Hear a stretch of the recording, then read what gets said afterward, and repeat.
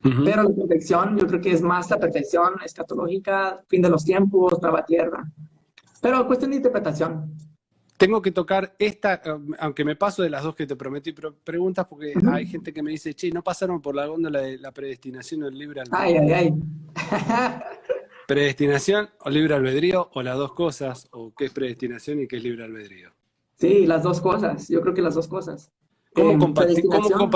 cómo compatibilizar las dos cosas? Sí, yo lo compatibilizo en que Dios predestina que tengamos la capacidad de creer. Ujú. Está bien. Creo que hay soberanía de Dios, pero hay responsabilidad humana. Y sabemos que hay responsabilidad humana. Yo creo que estamos locos si decimos no hay nada de responsabilidad humana, porque hay muchos verbos sin imperativos, hay muchos mandamientos. Si no hubiera responsabilidad humana, no habrían mandamientos en imperativo, creo. Pero todo es un proceso, porque yo creo que Dios predestina los que van a ser salvos y los que no. Y esa es la doctrina que más me duele, pero lo creo con todo mi ser. Pero creo que lo que hace es que predestina que tú y yo vayamos a tener la capacidad moral de creer y de desear buscar a Dios, porque nadie busca a Dios, pero cuando el Espíritu Santo nos da esa capacidad, de repente empiezan Ujú. deseos nuevos, dice la palabra, deseos nuevos, y ese deseo nuevo es, hey, yo quiero las cosas de Dios. Entonces creo que sí se pueden juntar las dos, si hablamos de un proceso así. Nada más que Pero decir, Molle, muchísimas gracias por tu tiempo, estuvo impecable. gracias a ti, mano, de verdad, qué emocionante poder de verdad sentarnos aquí a charlar un poco, todo así por mensaje aquí, mensaje allá. Pero qué bueno conocerte un poquito más y poder hablar así. Te mando un abrazo. Dale, bro. It's crazy.